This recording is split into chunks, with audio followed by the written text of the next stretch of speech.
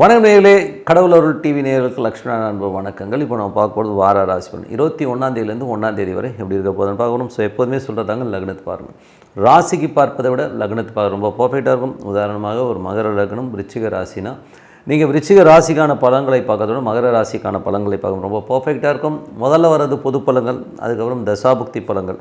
உங்களுக்கு ஜாதகத்தில் என்ன தசாபுக்தி அந்தரங்கள் வருதோ அதை நோட் பண்ணி வச்சு அதை மிங்கிள் பண்ணி பாருங்கள், ரொம்ப பர்ஃபெக்டாக இருக்கும். வீடியோட எண்டில் டிப் ஆஃப் த வீக் இருக்குது, மறக்காமல் பாருங்கள். மிதுன ராசி. ஸோ மிதுன ராசிக்கு பார்த்திங்கன்னா உங்களது ராசி அதிபதி புதன் பார்த்திங்கன்னா உங்களுக்கு இப்போ இருக்கிறது 9ல் இருக்கார். ஒரு வெளிநாட்டு சார்ந்த விஷயங்கள், வெளிநாட்டில் போய் படிக்கணும், வெளி மாநிலங்கள் படிக்கிறதுக்கான வாய்ப்புகள் எல்லாமே ரொம்ப நல்லாயிருக்கும்.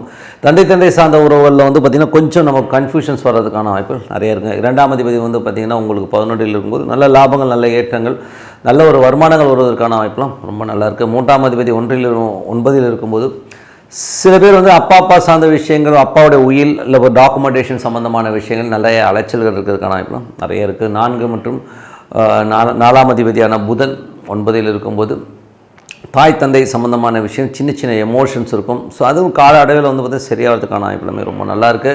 அதுக்கப்புறம் பார்க்கும்போது உங்களுடைய 5ஆம் அதிபதி, ஸோ 5ஆம் அதிபதி 9ல் இருக்கும், ஆன்மீக சுற்றுலா, ஆன்மீக பயணங்கள் போகிறதுக்கான வாய்ப்பு பிளான் பண்ணுவீங்க. ஸோ அதெல்லாமே அற்புதம்.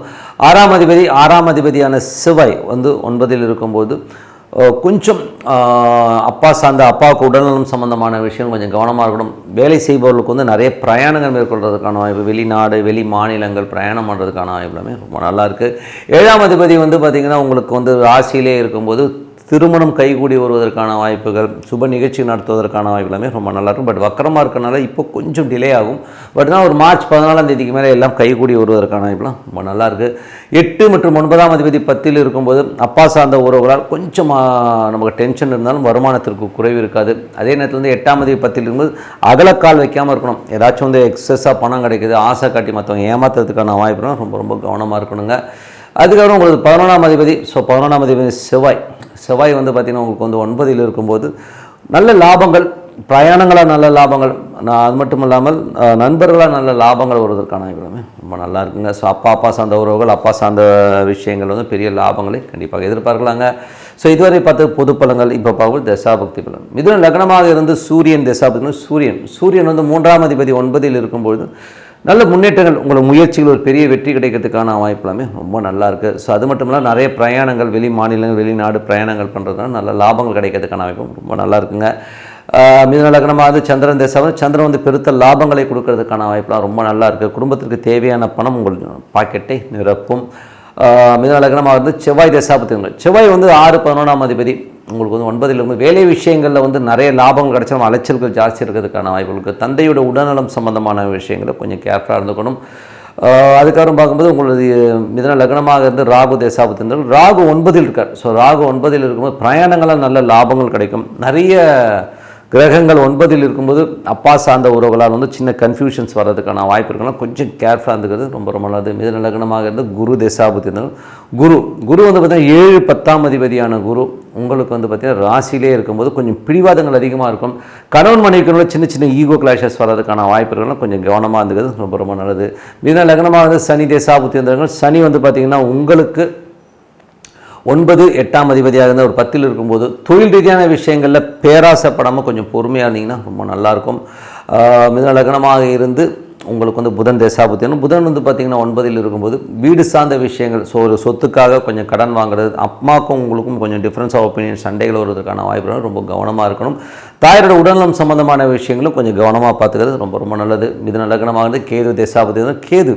கேது 3ல் உள்ள கேது 9ல் உள்ள சுக்கிரனுடைய சாரத்தில் இருக்கும்போது நிறைய பிரயாணங்கள், ஆன்மீக சுற்றுலா, ஆன்மீக பயணங்கள் போகிறதுக்கான எல்லாமே ரொம்ப அற்புதமாக இருக்குது.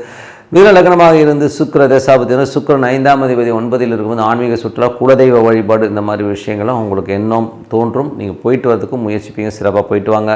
ஸோ மற்றபடி என்னங்க, என்னை பொறுத்தவரை நல்ல ஒரு பிரார்த்தனை, மனதார இறைவனை பிரார்த்தனை பண்ணி ஒரு பர்டிகுலர் டைம் ஒதுக்கிட்டு பண்ணும்போது கண்டிப்பாக நம்ம அடுத்த லெவல் போகிறதுக்கான இப்போ ரொம்ப சிறப்பாக இருக்குது. Tip of the week. So tip of the வீக்கில் நம்ம பார்க்க போகிறது புணர்ப்பு. ஸோ புணர்ப்புங்கிற தோஷங்கிறது எப்படி வரும் அப்படிங்கிறத முதல்ல சொல்லுவோம். ஸோ புணர்ப்பு தோஷங்கிறது பார்த்திங்கன்னா சனி சந்திரன் தொடர்பு அப்படின்னு சொல்லுவோம். யாரோடைய ஜாதகத்தில் சனி சந்திரனுடைய கூட சேர்ந்திருந்தாலோ இல்லை சனி வந்து சந்திரன் நட்சத்திரத்துலையோ இல்லை சந்திரன் சனியோட நட்சத்திரத்தில் இருந்தால் அது புணர்ப்பு தோஷம், இல்லை ஒன்று பார்வை இருந்தாலும் வந்து புணர்ப்பு தோஷம் சொல்லுவோம். அந்த புணர்ப்பு தோஷம் இருந்தால் என்ன மாதிரி எஃபெக்ட் வரும், என்ன மாதிரி விஷயங்கள் நடக்குங்கிறது தான் நம்ம பார்க்க போகிறோம். ஸோ புணர்ப்பு தோஷங்கிறது வந்து யாரோ ஒருவரை நம்ம வயிறறிய வச்சு ஒரு நம்ம முன்னோர்களோ இல்லை நமது முந்தாதி சந்ததிகளோ ஏதோ ஒன்று பண்ண போய் அந்த நாள் வர தோஷம் தான் இந்த புணர்ப்பு தோஷம். அந்த மாதிரி புணர்ப்பு தோஷம் வரும்போது நம்ம என்ன பண்ணணும், எந்த மாதிரி அந்த விஷயத்தை பண்ணணும்னா, ஏதாச்சும் வந்து ஒரு சுப நிகழ்ச்சி நடத்தணும் அப்படின்னு நீங்கள் முயற்சி பண்ணும்போது பிரம்மாண்டமாக நடத்தணும் சொல்லி நம்ம ஒரு உதாரணம் சொல்கிறேன்னே, ஒரு கல்யாணம் பண்ணணும் அப்படின்னு நினைக்கிறோம். திடீர்னு வந்து கல்யாணத்தை ஃபிக்ஸ் பண்ணிவிட்டு ஒரு 3 மாதத்துக்கு முன்னாடியே வந்து எல்லாம் ஃபிக்ஸ் பண்ணிவிட்டு எல்லாத்தையும் என் மாப்பிள்ளை இப்படி நான் அப்படி இப்படின்னு சொல்லி ரொம்ப அதிகமாக நீங்கள் பிரம்மாண்டமாக எல்லாத்தையும் பீத்திக்கிட்டிங்கன்னா, எல்லாத்தையும் பிரம்மாண்டமாக சொல்ல போனீங்கன்னா, இந்த புணர்ப்பு தோஷம் உடைய ஜாதகத்தை உடையவர்களுக்கு வந்து டக்குன்னு அந்த திருமணம் நின்றுடும். அப்படின்னா பாருங்க, இது திருமணம் மட்டும் இல்லை, எந்த ஒரு விஷயமா இருந்தாலும் இந்த மாதிரி சனிச்சந்திரன் தொடர்பு இருக்கவங்களுக்கு நீங்கள் என்ன பண்ணணும்னா மேக்ஸிமம் வந்து கமுகமாக வச்சுக்கணும். ஓப்பனாக சொன்னிட்டு தான் சொல்லணும். சீக்ரெட்டாக மெயின்டைன் பண்ணிவிட்டு விஷயங்கள் முடிகிற தருவாயில் இல்லை முடிஞ்சதுக்கு அப்புறமா நீங்கள் சொன்னீங்கன்னா தான் சிறப்பு. இப்போ கல்யாணம்னா ஒரு வாரம் 15 நாளைக்கு முன்னாடி சொன்னால் போதும்.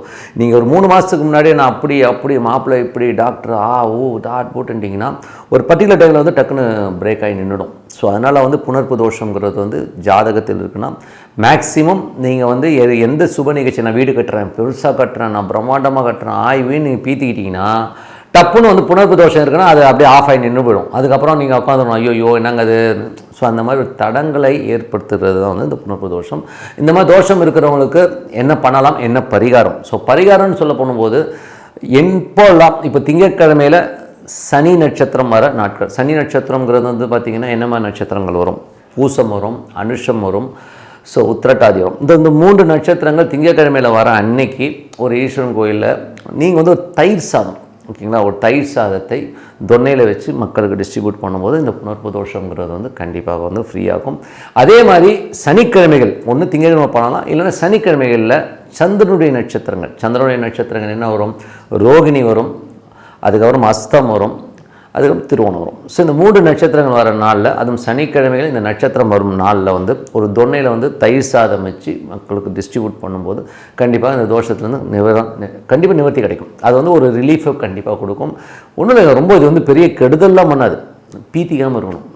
நான் யார் தெரியுமா, நான் பெரிய ஆள் தெரியுமா ஆய்வின்னு சொல்கிறோம் பார்த்தீங்களா, அந்த மாதிரி நீங்கள் வெளியில் பிரம்மாண்டமாக தம்பட்டாண்டிக்க ஆரம்பிச்சிங்கன்னா இதை அப்படியே ஆஃப் பண்ணிடும். ஸோ அதனால் இது பரிகாரம் பண்ணி பாருங்கள், கண்டிப்பாக ஒரு சிறப்பான விஷயங்கள் நல்ல விஷயங்கள் நடக்கும்னு சொல்லிட்டு உங்களிடம் விடைபெறுவது உங்கள் லட்சுமி நாராயணன். நன்றி, வணக்கம். கடவுள் அருள் டிவியை பார்த்தமைக்க நன்றிகள். மேலும் இது போன்ற தகவல்களை தெரிந்து கொள்ள கடவுள் அருள் டிவியை சப்ஸ்கிரைப் செய்யுங்கள். மறக்காமல் பெல் ஐக்கானை கிளிக் செய்யுங்கள்.